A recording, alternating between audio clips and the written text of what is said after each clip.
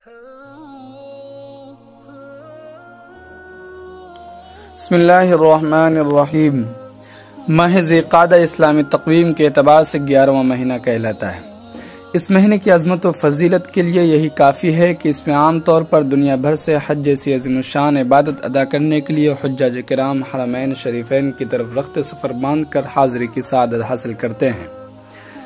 اللہ تعالیٰ نے ماہ ذی-قعدہ کو خصوصی شرف و فضیلت بخشی ہے اور اس کو ان 4 مہینوں میں شامل فرمایا ہے جن کی عظمت و بزرگی اسلام سے پہلے بھی تھی اور اسلام کے بعد بھی ہے، اور وہ 4 مہینے ذی-قعدہ، ذی-الحجہ، محرم اور رجب ہیں۔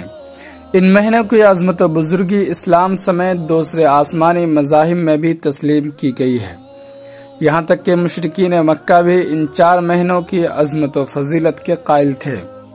اسلام کے آغاز تک ان 4 مہینوں میں جہاں عبادت و طاعت کی خاص فضیلت تسلیم کی جاتی تھی، وہیں ان میں جہاد و قتال بھی ممنوع تھا، اور اسلام میں تو اب بھی ان مہینوں میں عبادت و طاعت کی فضیلت برقرار ہے۔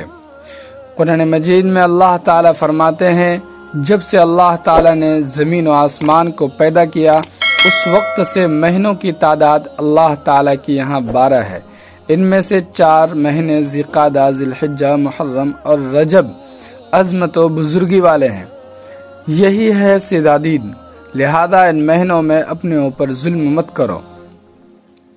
حضرت ابوبکر سے روایت ہے کہ رسول اللہ صلی اللہ علیہ وسلم نے ارشاد فرمایا، جس دن سے اللہ تعالیٰ نے زمین و آسمان کو پیدا کیا اس دن سے لے کر آج تک زمانہ اسی حالت پر گھوم پھر کر واپس آ گیا، یعنی اب اس کے دنوں اور مہینوں میں کمی و زیادتی نہیں ہے جو زمانے جاہلیت میں مشرک کیا کرتے تھے، بلکہ اب وہ ٹھیک ہو کر اسی طرز پر واپس آ گیا ہے جس طرز پر اپنی ابتدائی اصل صورت میں تھا۔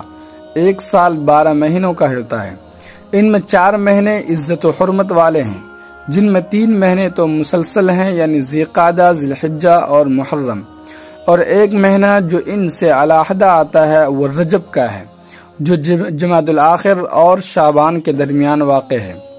ایک مرتبہ رسول پاک صلی اللہ علیہ وسلم نے ایک صحابی کو مخاطب کر کے ارشاد فرمایا، صبر یعنی رمضان کے مہینے کے روزے رکھو اور ہر مہینے میں 1 دن کا روزہ رکھ لیا کرو۔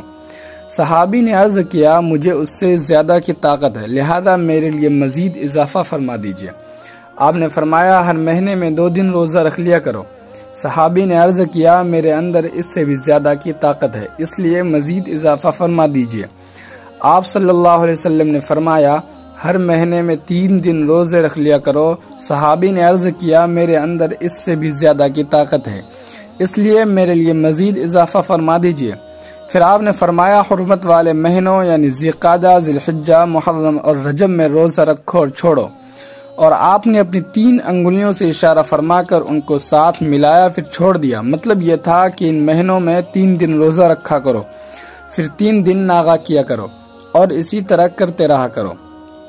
امام نووی فرماتے ہیں، ماہ رمضان کے بعد سب سے زیادہ جن مہینوں میں روزے رکھنے کا ثواب ملتا ہے وہ یہی 4 مہینے ہیں۔ قرآن مجید میں حضرت موسیٰ علیہ السلام کا جو یہ واقعہ موجود ہے کہ اللہ تعالیٰ نے ان کو نئی شریعت اور کتاب دینے کے لیے کوہ طور پر پہلے 30 راتوں کا اعتکاف کرنے کا حکم فرمایا، اور پھر مزید 10 راتوں کا اضافہ فرما کر کل 40 راتیں مکمل ہونے پر ان کو شریعت اور کتابت عطا فرمائی۔ ان 40 راتوں کے بارے میں مفسرین نے لکھا ہے کہ یہ 40 راتیں ذی-قعدہ کے پورے مہینے اور ذی-الحجہ کے پہلے عشر کی تھیں۔ چنانچہ امام ابن کثیر لکھتے ہیں، حضرت موسیٰ علیہ السلام کے اعتکاف کی میعاد عید الاضحیٰ کے دن پوری ہوئی تھی، اور اسی دن آپ علیہ السلام کو اللہ تعالیٰ سے ہم کلامی کا شرف نصیب ہوا تھا۔ بعض ناخواندہ ذی-قعدہ کے مہینے کو خالی کا مہینہ کہتے ہیں، وہ شاید اس وجہ سے کہ یہ مہینہ اپنے سے پہلے اور بعد کے مہینوں کے برعکس عید الفطر و عید الاضحیٰ وغیرہ سے خالی ہوتا ہے، اور خالی کا مطلب وہ یہ سمجھتے ہیں کہ اس مہینے میں کسی نیک عمل و طاعت کی بالکل ضرورت نہیں۔ یہ خیال بالکل غلط، فاسد اور سراسر لا علمی پر مبنی ہے، اس سے بچنا چاہیے۔ اسی طرح بعض لوگوں کا یہ خیال بھی ہے کہ چونکہ یہ خالی کا مہینہ ہوتا ہے اس لیے اس مہینے میں نکاح اور شادی وغیرہ کی بھی نہیں کی جا سکتی، کہیں وہ خیر و برکت سے خالی نہ رہ جائے۔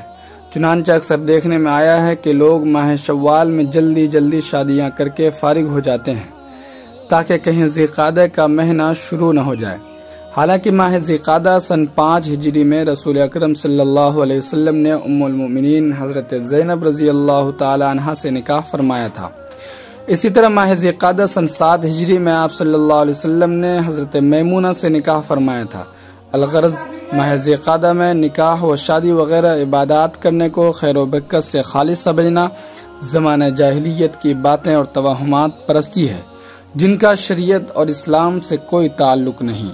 اللہ تعالی ہم سب کو اس طرح کی غلط باتوں سے اور غلط افکار سے بچنے کی توفیق عطا فرمائے۔